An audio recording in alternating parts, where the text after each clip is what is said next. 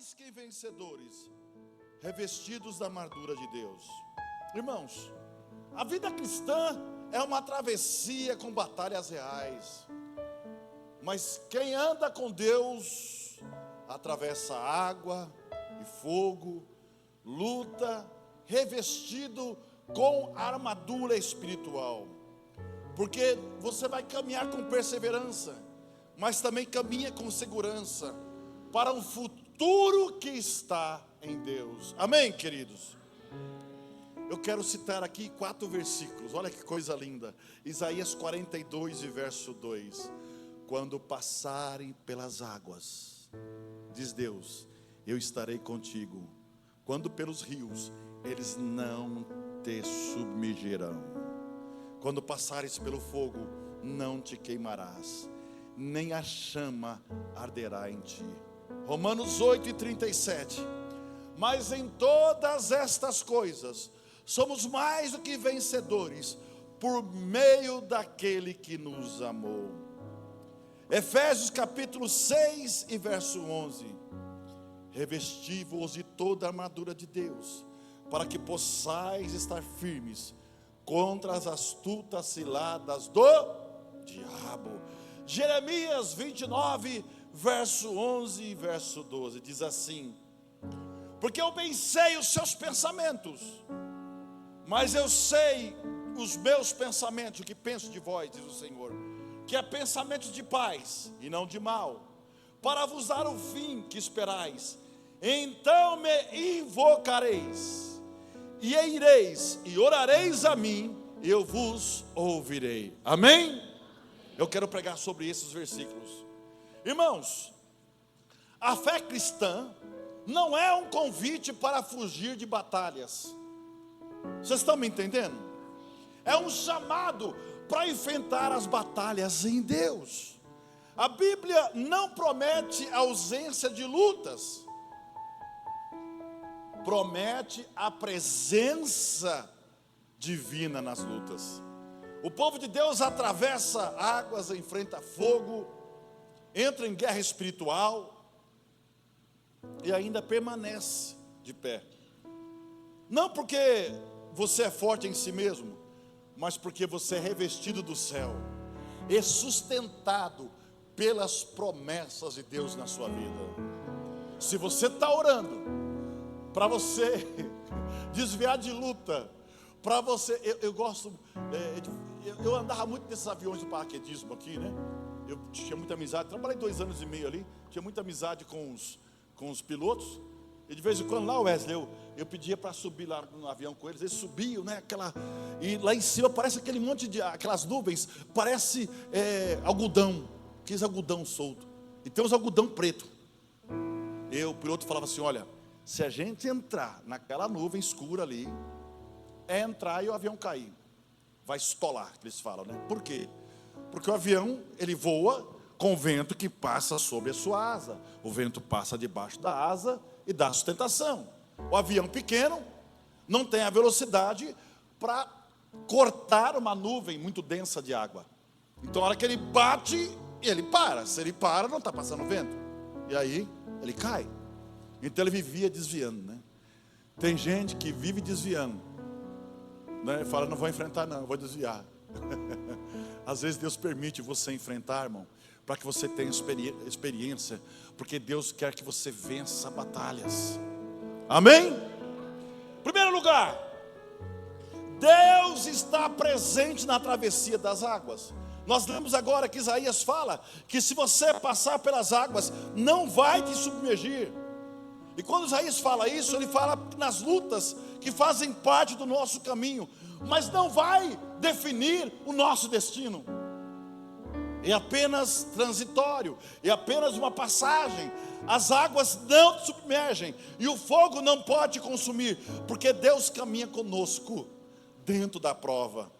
Onde Ele está presente, o caos perde a autoridade e a esperança permanece viva. Diga assim: onde Ele está presente, o caos perde a autoridade e a esperança permanece viva. interessante, a Bíblia conta uma história importante, né? Tinha um rei chamado Nabucodonosor, e que durante 20 anos ele vai conquistar, ou seja, ele vai tomar as terras do povo de Deus, não é? Ele vai conquistar Jerusalém, não é? E na primeira vez que ele vai contra o povo de Israel, o povo de Deus, o povo judeu, ele leva esse povo exilado para a Babilônia.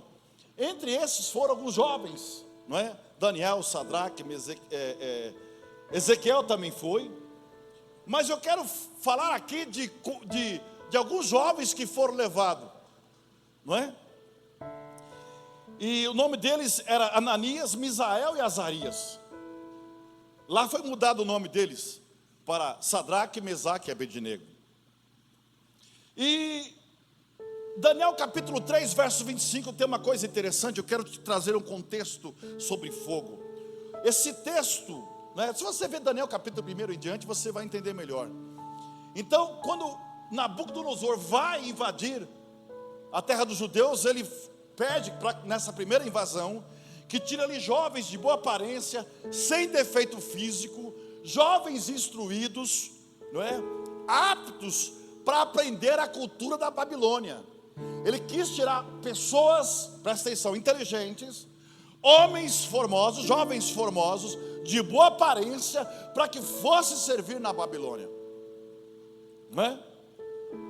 Então isso descreve que esses jovens que foram tirados de lá, Sadraque, Mesaque e Abednego, eram jovens ou adultos em formação. A Bíblia não fala a idade deles, não é? Olha, no capítulo 3 do livro de Daniel, acontece ali nesse cenário, nesse reinado do rei Nabucodonosor. O rei, ele, arrogante que era, ele faz uma estátua grande de ouro, e ele decreta que todos devem adorar aquela estátua, ao som de uma música. Quando a música tocasse, com os saltérios e aqueles instrumentos da época, todos tinham que se dobrar e adorar aquela imagem, não é? E quem se recusasse, ia ser lançado numa fornalha ardente. O decreto não é apenas religioso, mas também ele era político. Adorar a estátua não significava apenas uma coisa religiosa, mas também significava submissão a um império, a um sistema. Mas Ananias, Misael, Azarias, ou seja, conhecidos como babilônicos, não é? Sadraque, Mesaque e Abednego, teve um conflito de fé. Eles se recusaram a curvar perante aquela estátua. E o que eles afirmaram naquele dia ecoa até hoje: Deus pode livrar, mas mesmo não livre, nós não vamos nos prostrar. Então a fidelidade deles, presta atenção, a fidelidade deles não dependia do resultado. Porque quando o rei verifica que eles não se dobraram, imagina uma multidão, todo mundo lá, ajoelhado, e daqui a pouco os três lá de pezão lá. Ô rei, olha lá os caras lá, velho. E foi aqueles que o senhor trouxe lá do povo de Israel lá, do judeu lá. Chama eles lá, mas aqui, vocês não ouviram os instrumentos? Ouvimos. Mas por que vocês não? Porque nós só vamos adorar ao nosso Deus, o Deus verdadeiro, o Deus que criou os céus e a terra. No princípio era o verbo, e o verbo era Deus, e o verbo estava com Deus, e com o som da sua voz ele disse: haja luz, e houve luz. Aquele que era, aquele que é e sempre será Deus. Eita, o rei pegou ar. Falei: vocês vão se enrolar agora. Eu vou mandar aquecer essa fornalha 7 vezes mais. 7 vezes mais. E eu quero ver quem vai livrar vocês disso aí. Vocês vão queimar. Ah, é? Quem vai livrar, eles falaram, não interessa quem vai livrar. Isso, quem vai livrar não é contigo mais. Lançar lá tudo, você até pode. Aumentar 7 vezes mais, você também pode, não tem problema. Tá, 1000 graus, 1200, 3000 graus, não tem problema. Tudo bem, beleza. Mas quem vai livrar não depende de você. Isso é fé, irmão. Você pensando, esse cabelinho lindo que você tem, essa pele linda virar um churrasquinho? Hã? Isso é fé. A fidelidade deles não dependia do resultado do que ia acontecer, mas dependia de uma convicção: se passares pelo fogo, não vai te queimar. Uma convicção. Então toda a fúria do rei, e para demonstrar uma autoridade, estava sobre aquela fornalha, onde ele manda aquecer. A Bíblia fala que os soldados que lançaram aqueles homens no deslocamento de ar, de oxigênio, a hora que jogou, que as labaredas vieram para fora, matou aqueles homens, queimado na hora, no deslocamento das chamas. Mas tem uma coisa, para espanto do rei, uma coisa aconteceu, o inesperável aconteceu. Nabucodonosor, ele foi chamado, ele disse: rei, nós colocamos 3, eles estavam amarrados, e agora o fogo queimou as ataduras deles, eles não estão mais amarrados, mas eles estão passeando, estão andando dentro do fogo. Era 3, agora tem 4. Tem 4. Esse quarto homem é diferente. Ele parece o filho dos deuses. Ele é diferente. Ele é diferente. Aquele que te guarda não dorme. Aquele que te guarda não dorme. Toda honra, toda glória seja para o Senhor Jesus. Aleluia.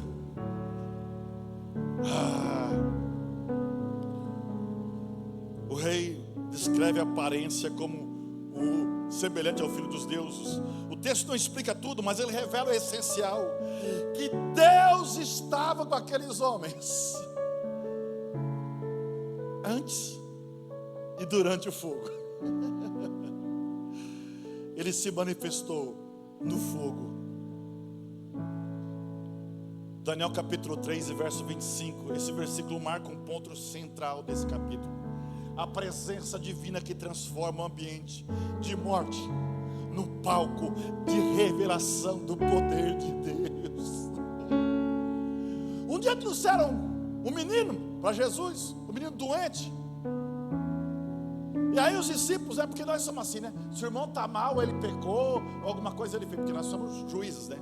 Cada um de nós aqui é juiz, sim ou não? Ah, bom, achei que estava tudo santinho aqui. Eu achei que estava pregando no cemitério. No cemitério ninguém faz mais nada, né? E aí os discípulos perguntam para Jesus: viu, quem pecou? Os pais dele ou ele, para que nascesse assim? Jesus disse: nenhum dos dois. Ele nasceu assim para que fosse manifesto nele a glória de Deus. Eu não sei o que você está passando, mas você não é assim. A glória de Deus vai se manifestar na sua vida. Aleluia. A glória de Deus, a presença que transforma o ambiente de morte num palco da revelação. As cordas que amarravam aqueles jovens se queimaram, mas eles não. O fogo que deveria destruir apenas libertou. Teologicamente, muitos estudiosos entendem que esse quarto homem é como uma manifestação angelical poderosa, ou até uma teofania, ou seja, uma aparição de Deus mesmo, uma manifestação do próprio Deus. Mas para a fé cristã, o texto aponta a forma profética para Cristo, o Emanuel, o Deus conosco. Aleluia. O Deus forte, o poderoso, o conselheiro, o príncipe da paz, e o seu nome será Emanuel, Deus conosco. Então Daniel capítulo 3 verso 25 ensina que a fidelidade de Deus pode até nos levar para a fornalha, mas nunca para a solidão. Quando o povo de Deus decide não se curvar, Deus decide se revelar. Amém, queridos? Aleluia. A fornalha não pode ser o fim da história. É o lugar onde o céu invade a terra. O sistema pode esquentar o fogo. E vou dizer uma coisa: nós estamos chegando nos últimos dias da igreja aqui. Não espere coisas melhores no mundo. No mundo, eu não sei se vocês acompanham as minhas redes sociais. A Europa está tomada por, não sei se eu vou poder dizer isso agora, porque nós estamos ao vivo no YouTube e algumas palavras que a gente diz, o algoritmo pega e derruba a live. Mas a Europa está tomada por uma religião. E agora? Como é que eu vou explicar isso para vocês? Por uma religião lá de trás, não é? Os palestinos, vamos dizer assim. Não é isso que eu quero dizer, mas para vocês entenderem. Eu vou falar, os muçulmanos. A intolerância religiosa. Eles queimando árvores de Natal na França. Em outros países já dominam. Nós estamos nos últimos dias. Mas deixa eu falar uma coisa para você. Sabe quando a igreja cresce? É na tribulação. Ninguém conseguiu parar a igreja de Cristo Jesus. No sul do Iraque, o Estado Islâmico matando centenas e milhares de cristãos. Mas eles morrem tomando um tiro e dizendo: o Senhor é o Senhor da minha vida. E você reclama porque vem 2 vezes na semana na igreja. Ai, quinta-feira eu não vou, pastor, porque sabe como é que é? Na quinta-feira é difícil. Lógico que é, aí que é o sacrifício. O apóstolo Paulo fala em Romanos capítulo 12: rogo-vos, pois, irmãos, que apresentei os vossos corpos em sacrifício vivo, santo, agradável a Deus, que é o vosso culto racional. Então, se é difícil estar aqui, é sacrifício. Sacrifício vivo. Sabe por que vivo? Porque para ser um sacrifício tinha que morrer. Era vivo, tinha que imolar, tinha que matar o cordeiro. Você chega vivo aqui, mas você morre para o mundo e renasce para Jesus. Oh, aleluia! Deus é o Deus que fala com o morto. E às vezes só o morto que ouve. Porque enquanto você estiver vivo na carne, você não vai entender e não vai ouvir. Mas quando você fizer que nem Paulo disse: a vida que eu levava na carne, não levo mais na carne, mas sim no Espírito, e já estou crucificado com Cristo. As coisas começam a mudar, irmão. Começa a dar certo. Sabe por que você está cansado? Porque você não ora. Sabe por que você está cansado? Porque você não tem mais presença. E se você não tem presença, você não tem convívio. Se você não tem convívio, você não tem intimidade. E se não tem intimidade, isso aqui vai ficar chato. Por isso tem muita gente desanimada. Muita gente desanimada: pastor, não quero mais ser obreiro, não quero ser mais diácono, não quero mais dar aula para as crianças, não quero fazer mais nada, eu quero desistir de tudo isso, porque você não tem intimidade. Aquele que tem intimidade, ele já sai de casa falando: oh glória, aleluia, oh glória, eita glória, eita glória. Não é? Eita glória, glória, glória. Tem até o meme, né? Então é desse jeito aí, irmão. É desse jeito. Agora você fica que nem a galinha de Angola que fala: tô fraco, né? Tô fraco. Então deixa eu falar uma coisa para você. Eu vos dou poder, já disse Jesus, para em meu nome curar os enfermos, expulsar os demônios. Para você, é no nome dele, irmão. Aleluia. Essa cena poderia ser o fim daqueles jovens, mas não foi o fim deles. Oh rei, quem vai livrar não é com você. Você não vai decidir isso. Tipo, se eu tiver que morrer, não vou morrer. Mas não, isso aí não vão ajoelhar não. O rei teve que chamar: por favorzinho. Ei, dá para você, porque não dá para buscar vocês agora aí, né? No meio desse fogo. Dá para você sair para fora, por favor?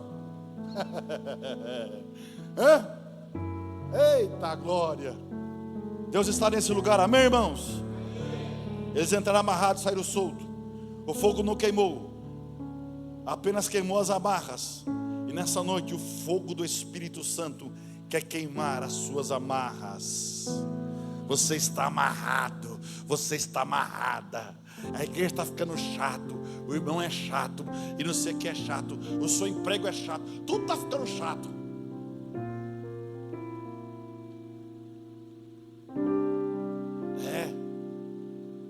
Muda isso, irmão. Tem intimidade com ele. Em segundo lugar, nós vivemos a identidade de quem já venceu. E tem gente que está na identidade do escravo ainda, está na identidade do perdedor. Se a polícia parar ele, documento, ele tira o RG dele, perdedor da Silva, número do RG 66666.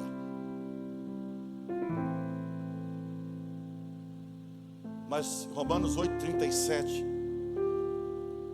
a sua identidade não é de perdedor. Paulo disse, mas em todas estas coisas, todas, ele está falando de tribulação mesmo, mas em todas estas coisas somos mais do que vencedores por meio daquele que nos amou. Paulo fala e declara que nós somos vencedores. Não é uma promessa distante, não é a realidade distante, mas é uma realidade espiritual presente. A vitória não nasce da ausência de uma luta. Tem muito irmão que gosta de ver aquele vale tudo, né? Vocês são muito sanguinários. Eu não gosto de ver esse negócio. Também não gosto de ver luta de boxe, que eu acho como é que pode um homem ficar machucando o outro? E fala que é profissional, tomando murro na cara, chute, pontapé e não sei o que, né? Mas seria estranho se você tivesse que assistir, imagina a propaganda assim, ó. Vamos ter uma luta, vai ser transmitido pela rede de TV e na internet, pelo canal não sei o que. A luta de Mike Tyson, né? E ninguém. É ele e ninguém. E ele vai ficar lá no vento. E você, rapaz, o negócio está... Você é coisa de louco, irmão. Você está doidão, é? A luta tem que ter pelo menos mais um, né? Sim ou não? É. Mas ele fala assim, ó. Mas em todas essas coisas somos mais vencedores por aquele que nos amou. A vitória não nasce da ausência da luta. Quer ser vencedor? Comece a lutar. Eu começo a lutar com você mesmo. Já vou dizer, o pior inimigo de você é você mesmo. É você que não consegue fazer o regime, é você que não quer acordar cedo, é você que não sei o que, é você é o pior inimigo de você.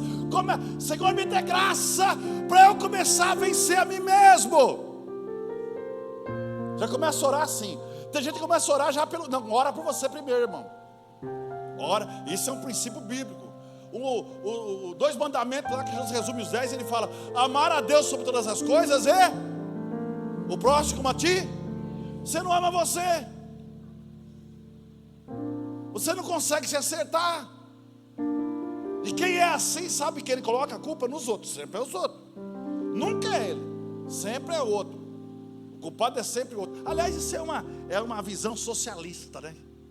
O culpado é o governo, o culpado é não sei quem, não é? Os traficantes que são vítimas dos usuários. É sempre assim.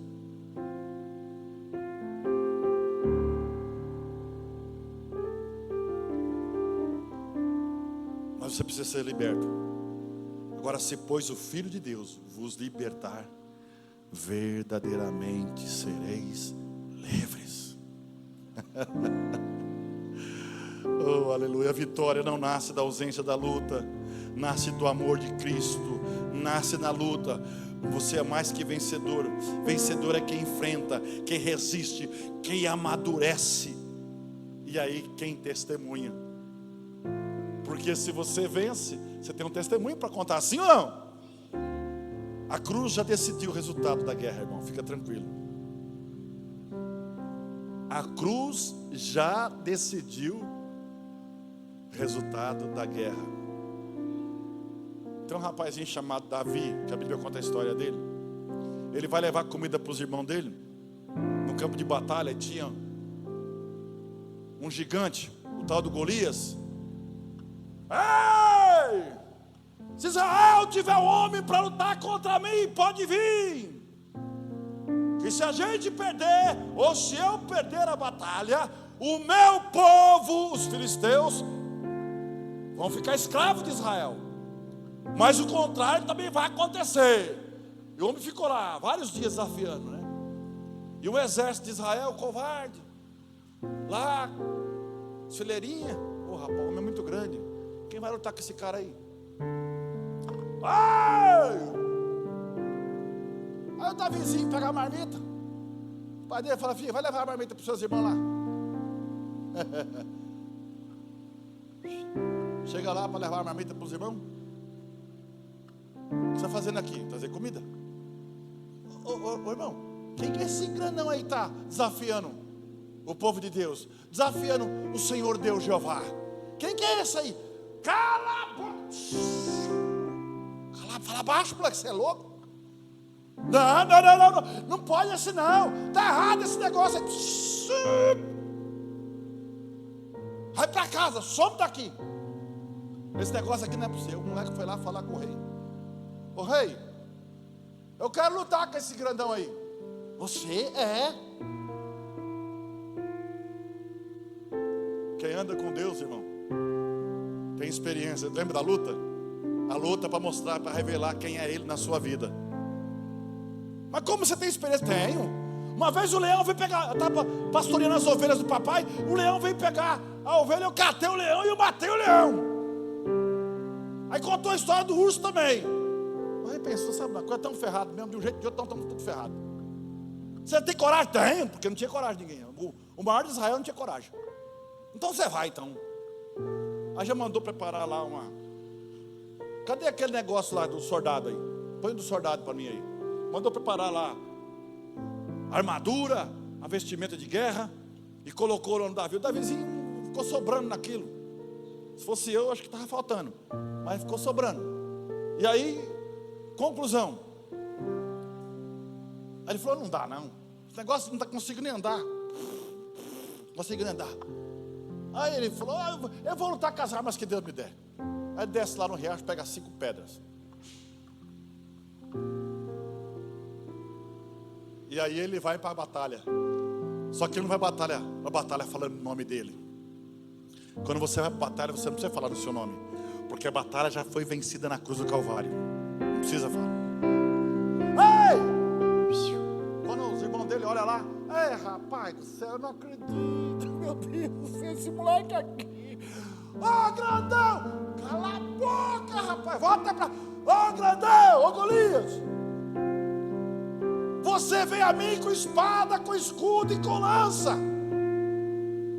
Aí o grandão falou: Israel não tem um homem para lutar comigo. Põe os versículos aí, o pessoal da mídia, que o pessoal está achando que eu estou doido. Acha a história e põe aí. Israel não tem um homem para lutar comigo.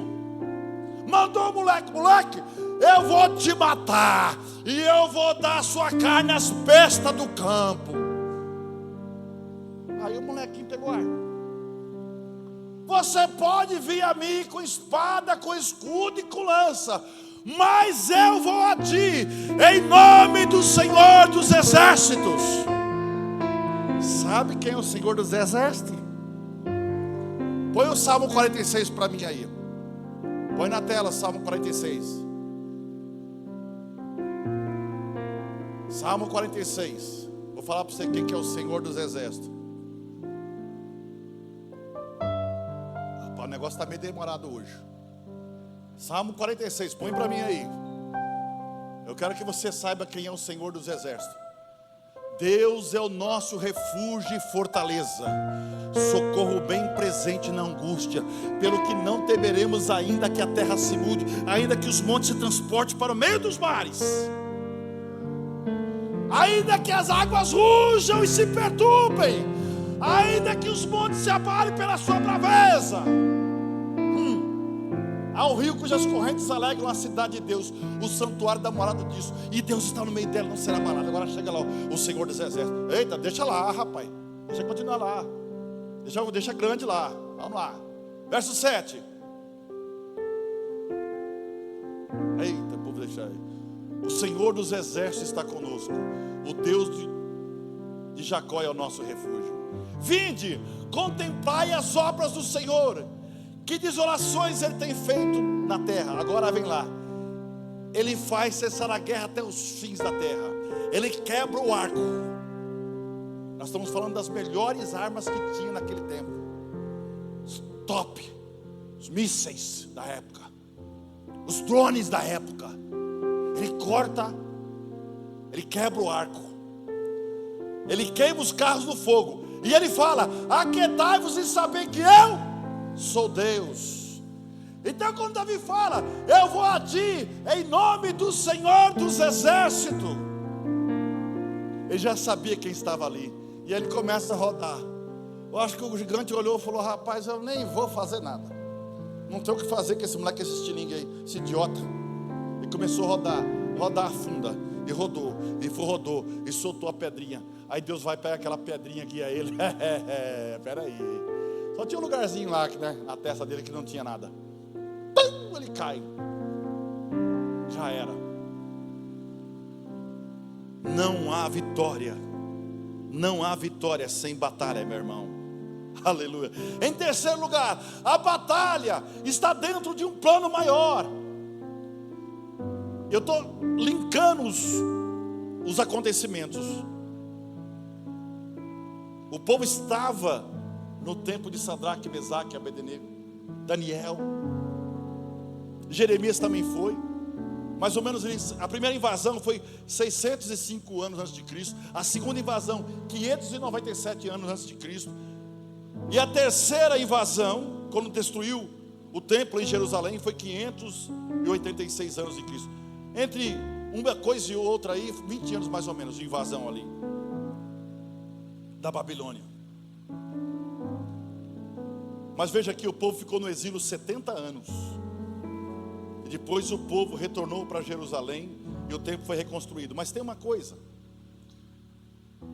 que Deus usa Jeremias e ele fala numa profecia: ô povo, vocês estão sofrendo. Deus falando com eles: eu sei que vocês estão passando, mas olha o que Deus fala, Jeremias capítulo 29, verso 11 e 12: porque eu bem sei os seus pensamentos e o que penso de vós, porque eu sei os pensamentos que penso de vós, diz o Senhor, pensamentos de paz e não de mal, para vos dar o fim que vos esperais. E verso 12: então me invocareis, e ireis, e orareis a mim, e eu vos ouvirei. Aquelas pessoas estavam sem esperança. Aí Deus usa Jeremias e fala para esse povo, que os pensamentos que eu tenho para eles, eles não sabem, mas eu sei. Pastor, mas eu não sei. Pois é, você não sabe, mas ele sabe. Eu não sei quem vai ser o fim, mas ele sabe, e o fim pode ser o começo. O fim pode ser o começo. O fim de algo pode ser o começo de algo extraordinário na sua vida. O fim da preguiça pode ser uma grande conquista para a sua vida. O fim da mentira pode ser a libertação e as pessoas acreditarem. Então Jeremias, no capítulo 29, ele escreve essa profecia e é enviado ali ao povo. O povo que estava ali, que não tinha mais casa, e Deus tinha a esperança. Qual é a esperança? Deles poderem ter as casas deles, construir, plantar e colher, formar famílias, buscar paz, porque aquele povo já não tinha paz, eram escravos. Isso revela algo importante.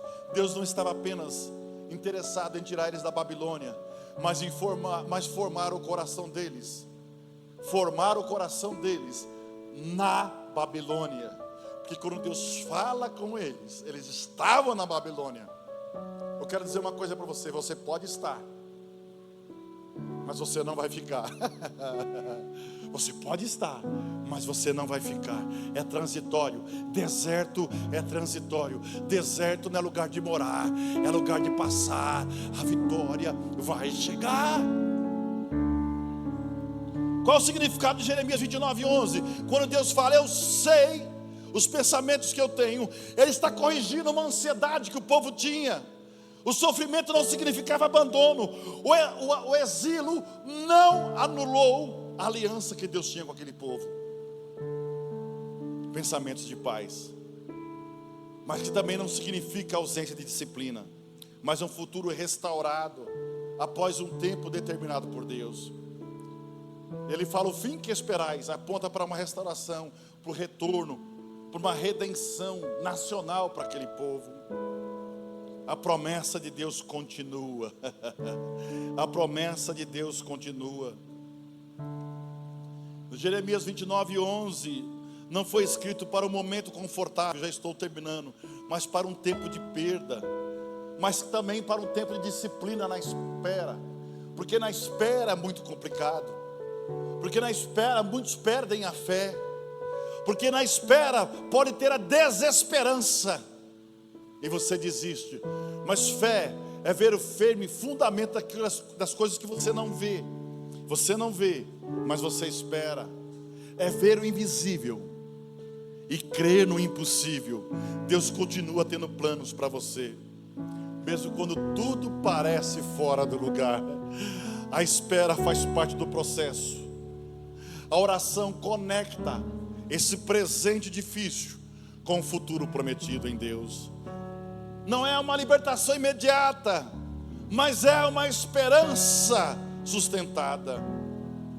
Assim como aqueles homens que estavam exilados, como aquele povo, homens e mulheres e crianças exilados, nós também às vezes enfrentamos tempo de espera, tempos de exílio.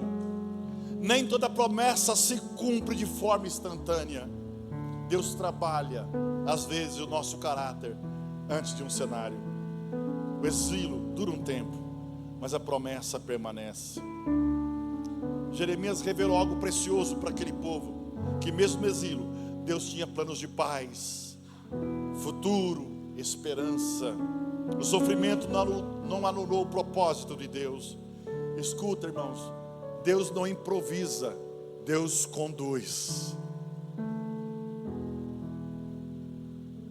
Ele está conduzindo.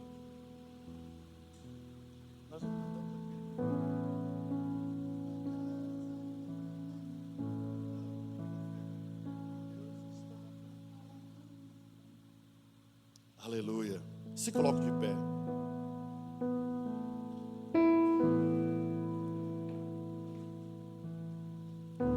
Antes da mudança, o Senhor te chama para um chamado de oração. Ele fala: então me invocareis. A vitória começa no altar, começa na oração. O futuro prometido nasce de um relacionamento vivo com Deus. A guerra não é um fim da história, é a parte de um caminho, de um destino preparado para Deus. Eu quero na quinta-feira continuar essa palavra. Amém? Eu quero falar sobre a armadura de Deus. Não vai dar tempo de falar hoje. Se eu entrar nesse assunto, eu vou pregar mais 1 hora. Eu sei que vocês querem ir embora. Amém? Ah, amém, né? Vocês são bem sinceros. Isso é uma maravilha. Vocês querem ir embora, né, irmão? O salmista Davi falou que ele queria morar na casa de Deus. Você está querendo ir embora?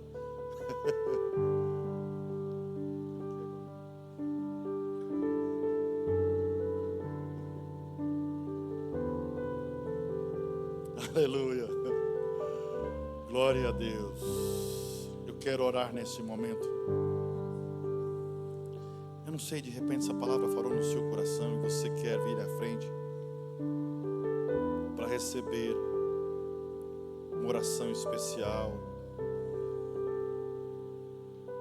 e os pastores impor as mãos sobre você.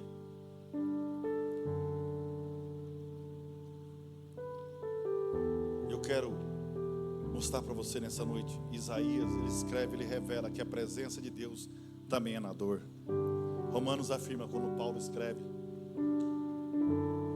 que nós somos vitoriosos em Cristo Jesus.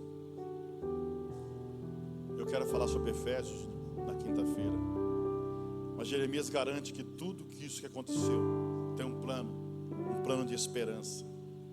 Não é apenas para você sobreviver, mas para avançar. Não é apenas para você resistir, mas também confiar. Não é apenas guerra, mas tem propósito nesse movimento. Senhor, nós confiamos, Senhor, na Tua presença. Deus, nós confiamos, Senhor Jesus, a Tua presença na água, no fogo. Vivemos, Senhor, e confiamos na vitória de Cristo, que nós escolhemos para nos revestir também da Tua armadura, Senhor. Por isso eu peço, Senhor Jesus, o Teu propósito em nossa vida, que possamos enxergar além do momento que nós estamos vivendo, e que a felicidade não possa estar na distância da nossa fé, mas que a felicidade esteja justamente no crer no momento difícil da nossa vida. Ensina-nos, Senhor, a lutar de joelhos, joelhos dobrados, mente protegida e um coração cheio de esperança, Senhor. Ó Deus, que a tua bênção esteja sobre cada um, em nome de Jesus, em nome de Jesus. Oh, aleluia. Diga assim: meu Deus é grande, é grande.